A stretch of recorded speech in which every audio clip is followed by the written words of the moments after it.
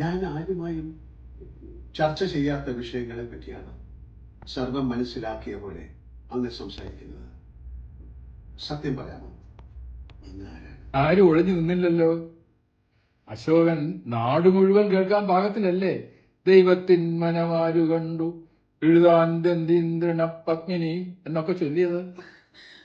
ഇനി ഈ കണ്ണകിക്ക് ലോകത്തെവിടെ പോകാനും ഉള്ളു പൊള്ളുമ്പോൾ അത് ഉറക്കെ പറയാനും രാജാവിന്റെ സമ്മതമൊന്നും വേണ്ട മഹാരാജൻ.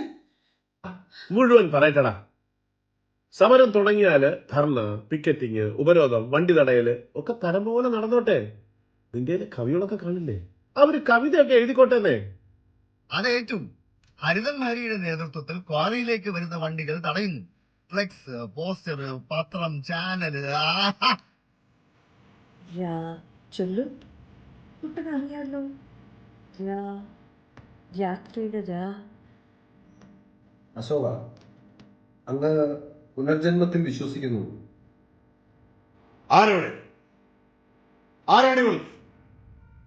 രാജകൊട്ടാരത്തിൽ വന്ന് ബഹളം വയ്ക്കാൻ ഇവളെ കടത്തിവിട്ടതാരും? വീടായ ഇവിടൊക്കെ നമ്മുടെ കുട്ടി നാട്ടിയിട്ടുണ്ടല്ലോ. അപ്പൊ സ്വന്തം ഭാര്യ സമ്മേളനത്തിന് വന്നില്ല എന്ന് സന്തോഷല്ലേ? ഈ സമ്മേളനമൊന്നും നടക്കാൻ പോകുന്നില്ല. അതിനു മുമ്പ് നമ്മുടെ പിള്ളേരിറങ്ങി പണി തുടങ്ങും.